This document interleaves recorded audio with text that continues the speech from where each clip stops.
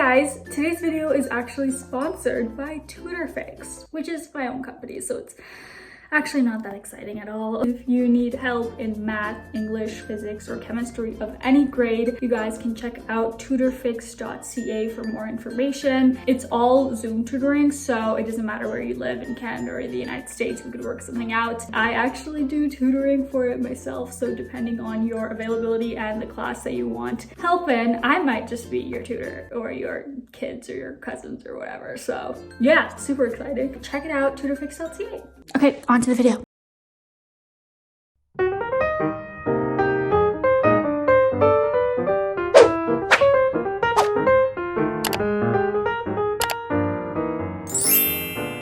Hey guys, welcome back to my channel. Today's video is going to be about Ethan Klein's new response video to Trisha Paytas leaving the Frenemies podcast. He just posted a video on the H3 podcast channel called Regarding Trisha Quitting Frenemies, so here is a summary. But before we get into it, make sure to subscribe to this channel, turn your post notifications on, and give this video a thumbs up. Alright, let's get into it. If you guys haven't watched my last video or haven't been on Twitter in the past 36 hours, here's a quick recap of everything that went down. Trisha Paytas and Ethan Klein had a little dispute in the latest episode of Frenemies, leading Trisha to once again walk off of set. Trisha then later announced that they will be quitting the Frenemies podcast altogether as they no longer feel like they're accepted in the crew, especially after they essentially implied that they don't deserve to get paid 5% of the revenue from the podcast. Although I have to mention that Trisha later clarified that they in no way, shape, or form had any problem with the 5%, they just had an issue with the lack of control that they had over the production and employees.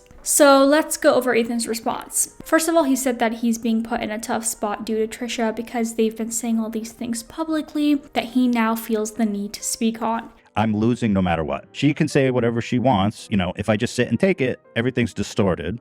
And if I say anything, then I'm the bad guy. He says that as a friend and colleague, he has come to really like and appreciate Trisha, and he just wanted to ensure that everything he says in this video is coming from appreciation and love. And so creating frenemies with her is going to be one of the all-time highlights for me. It's been such an amazing ride. I've learned and grown from it so much on a personal level, and I feel like I've become a better person for this experience. Why does that make me want to cry? Oh my god, he's so cute. He says he genuinely doesn't know what more he could have done to make this experience better or more comfortable or more equitable for Trisha. So then he goes into clarifying some things that Trisha has said. In regards to the creative differences that Trisha said that they had with the H3 crew and the fact that they always wanted to hire new staff, especially for the Frenemies podcast, Ethan says that he literally just found out about the whole thing the day of the podcast, and after speaking, Ethan actually came to an agreement with Trisha. We had this big blowout. We talked the evening afterwards. I said, you know what? Let's hire a producer. You tell me who you want to hire, and I'll hire him. And he can work on some of the more complex ideas that you have. He compares Trisha's ideas like going to the moon. Like, yeah, she'll give this over-the-top idea, but the hard part is the execution, which is what the H3 crew has been taking care of for the most part. Then the next day, Trisha drops the Quitting Frenemies video, which took Ethan completely by surprise because he was under the impression that everything was fine after having an entire conversation with Trisha. I don't know. From a business partner perspective and a friend perspective, that video really rubbed me the wrong way. I don't know. I just felt like that video was just so unnecessary, and I just didn't get it because I had done everything possible. I actually feel bad for him. Oh my god, he looks so defeated. He talks about how Trisha talked about Ethan hiring Ian's girlfriend, Sam. He did explain to Trisha that hiring Sam had nothing to do with Frenemies. Sam has been freelancing for H3 for months now, and Ethan really liked her work, and now that she's available to work full time, he of course wanted to hire her, but that had nothing to do with Trisha or Frenemies. Why should Trisha have a say on who I hire for my production company?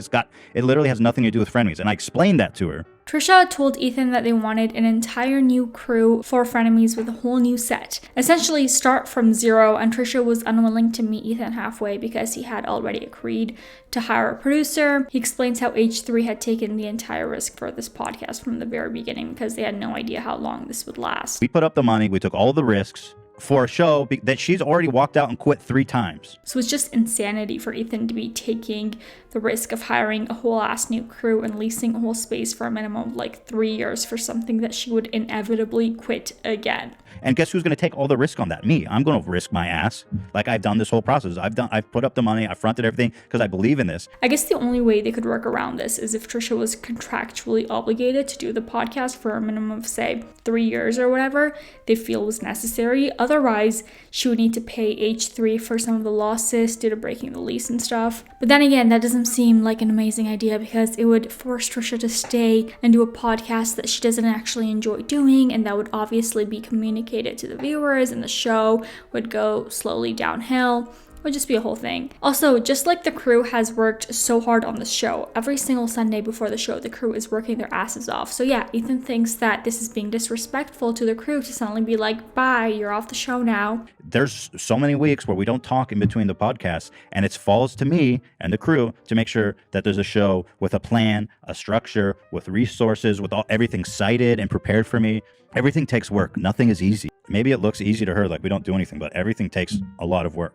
Damn. And then Ethan says that he was very upfront with the crew about Trisha wanting to fire them and hire a new crew, and maybe he shouldn't have done that. This was the day before they had to shoot a video, and they had actually already spent like a bunch of money on it. The crew thought it might be a bit awkward, but they were still down to do it, and so Ethan made the executive decision to cancel the shoot and to take a few days off to cool off. In the context of that conversation, I think Trisha came to take the meaning like, oh, they're on strike. That wasn't the case. They were always down to shoot it. In Trisha's video, they also said that Sam, the new girl that Ethan hired, was sad because Trisha bashed her segment idea for the podcast. Ethan says it doesn't matter at all whose idea it was. It was just rude and unnecessary for Trisha to sit there and trash the work. Because ultimately, I have to create a safe work environment for my employees. It's just kind of toxic to sit there and shit on their work. Whoever did it, it doesn't matter who did it. And for the record, he clarifies that Sam wasn't even upset that Trisha didn't like the idea.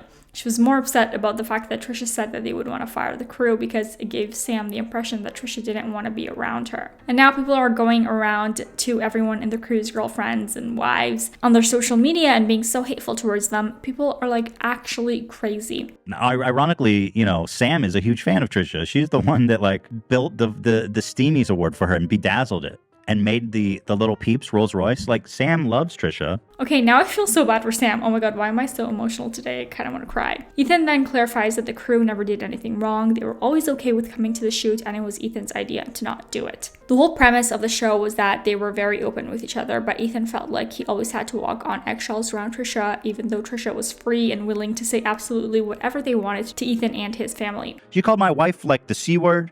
She called me, she said the most horrible things. She said I'm a terrible parent. Hila's a terrible parent. He understands that Trisha has mental health issues, but that's just not a justification, and it's not fair to Ethan. He has mental health issues too, he says, and he's not using that as an excuse.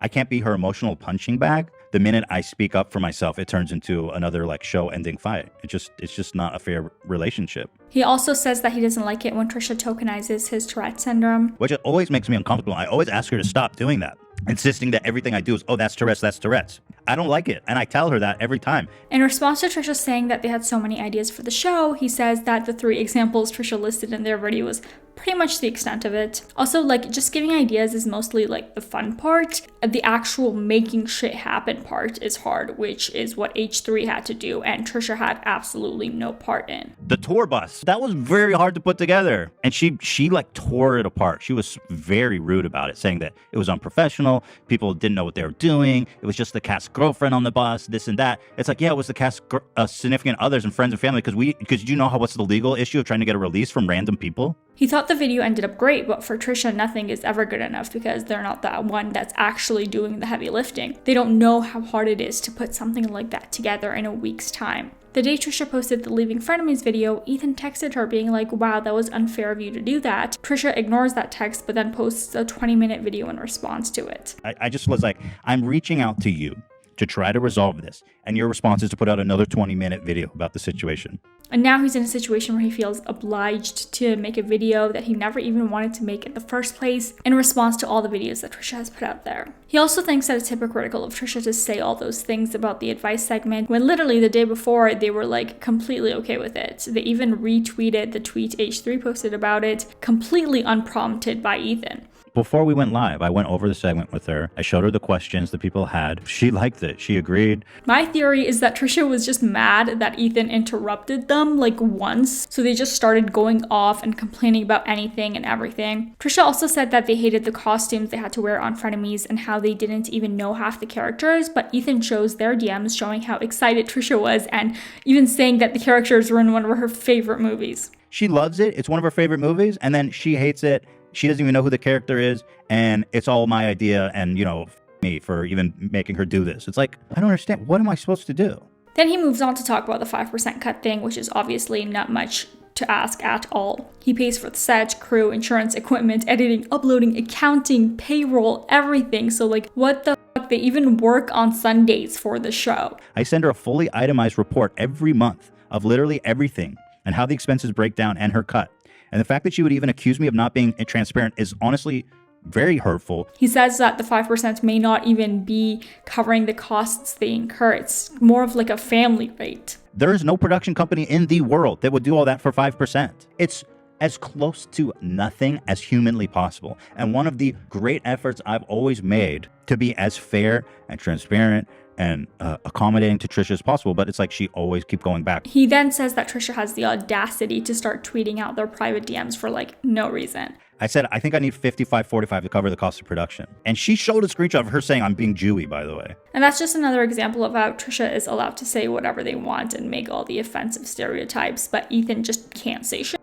He also complains about how they spent all this money getting a studio in downtown LA and their plan was to move there all along so they don't have to keep filming in their literal basement. Trisha was like, no, I have bad memories from there or something. So they literally had to spend an additional $30,000 so they could continue doing it at the house. He says it's also fucked up of Trisha to walk out on the show when Hila used her own company's resources to make so much Frenemies merch stock that it's now not going to sell. Every penny I've made from Frenemies, by the way, if she wants to talk about money, is tied up in this merch that doesn't come out for another month and I don't even know if we're going to sell. So it's like for all the complaining she does for money, she's the only one, as far as I'm concerned, that's actually making money from this thing. She shows up, she gets a guaranteed check every month, and I'm putting all my money on the line, and now it's like, tough luck, dude. Taking the risk into consideration that Ethan always had, he deserves way more than just 5%. Reward is always tied to risk. Of course, Ethan could never walk off the show the way Trisha has 3 times now because he actually has stake in this thing. So